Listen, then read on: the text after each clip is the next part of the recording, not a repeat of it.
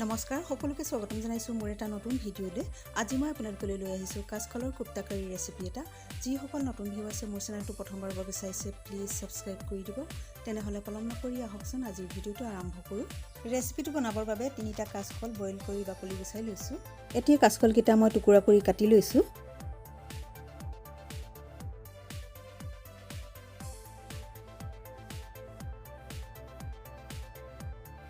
দুটা কণী লৈছোঁ। এতিয়া চুৰি এখনে কণী দুটা ভাঙি লৈছোঁ।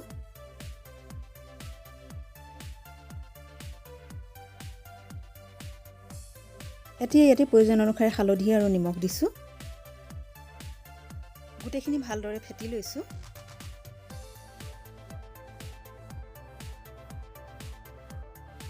এটা ডাঙৰ সাইজৰ পিঁয়াজ আৰু এটা বিলাহী মিক্সিত পেষ্ট বনাই লৈছোঁ। অলপমান বেচন লৈছোঁ। অলপ বিস্কুটৰ গুড়ি লৈছোঁ আৰু লং ইলাচি দালচেনি পেষ্ট অলপ লৈছোঁ। 3টা কেঁচা জলকীয়া ফালি লৈছোঁ। এখিলা তেজপাত লৈছোঁ আৰু নহৰু আদাৰ পেষ্ট অলপ লৈছোঁ। এতিয়া কাটি ৰখা কাচকলখিনিত আধা চামুচ জিৰা গুড়ি দিছোঁ। 1 চামুচ ৰেড চিলি পাউডাৰ, 2 চামুচমান পিঁয়াজৰ পেষ্ট দিছোঁ,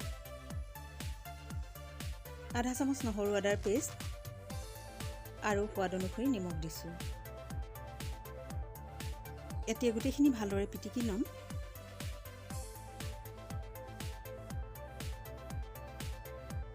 এতিয়া ইয়াতে 2 চামুচ বেচন দিছোঁ। গোটেইখিনি ভালদৰে সানি লৈছোঁ।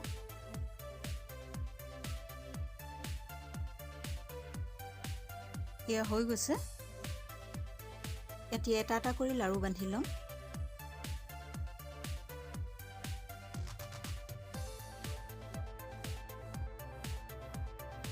কোপ্তাকেইটা আপোনালোকে নিজৰ ইচ্ছামতে চেপ দিব পাৰিব। চেপেটা, গোল আৰু দীঘল আকাৰটো বনাব পাৰিব।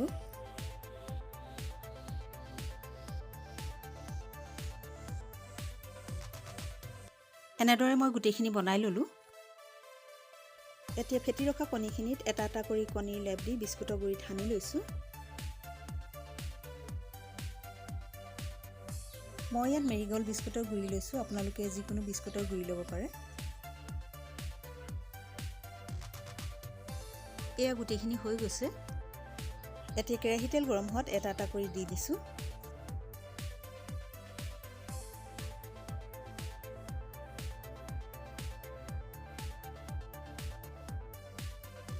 কোপ্তাকেইটা ফ্ৰাই কৰোঁতে আপোনালোকে এটা কথা মন কৰিব, গেছৰ ফ্লেমটো ল' ৰাখিব, চাব যাতে জ্বলি নাযায়।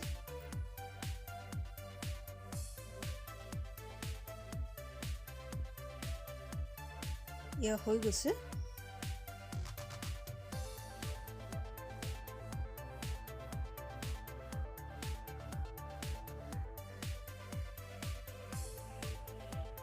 এনেদৰে মই গোটেইখিনি ফ্ৰাই কৰি ল'লোঁ।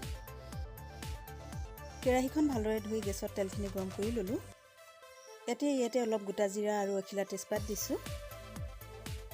অলপ দেৰি লৰাই দিছোঁ। এতিয়া ইয়াতে পিঁয়াজৰ পেষ্টখিনি দিছোঁ।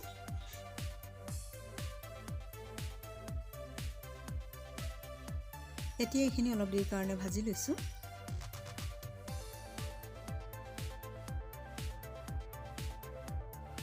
এয়া ভজা হৈ গৈছে। এতিয়া ইয়াতে নহৰু আদাৰ পেষ্টখিনি দিছোঁ আৰু ইয়াৰ কেঁচা গন্ধ যোৱালৈকে ভাজি ল'ম।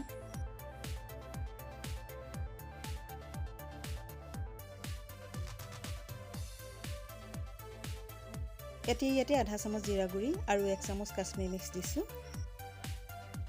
কাশ্মীৰ মিক্স মই চব্জিখনৰ কালাৰ হ'বৰ বাবে দিছোঁ। আপোনালোকে নিদিলেও কথা নাই। আধা চামুচ হালধি গুড়ি দিছোঁ।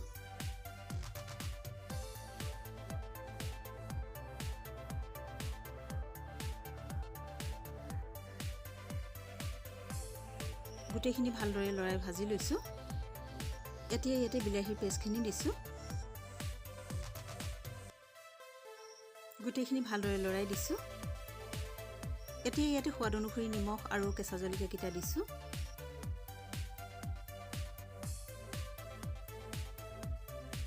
এতিয়া এইখিনি অলপ দেৰিৰ কাৰণে ঢাকন মাৰি ৰাখিম। অলপ দেৰি পিছত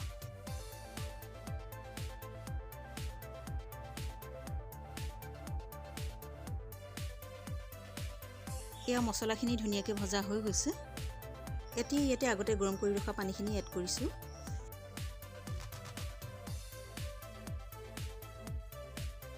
এতিয়া ফ্ৰাই কৰি ৰখা কুপ্তাকিটা দি দিছোঁ।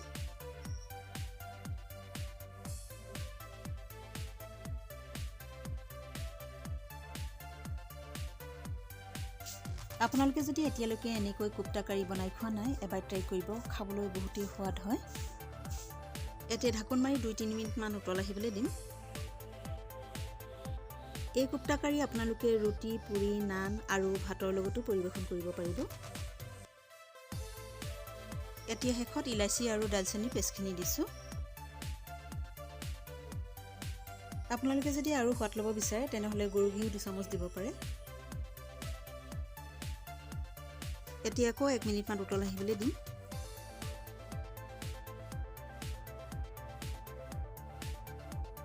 এয়া আমাৰ টেষ্টি ইয়ামি কুপ্তা কাৰী খাবৰ বাবে ৰেডি হৈ গৈছে।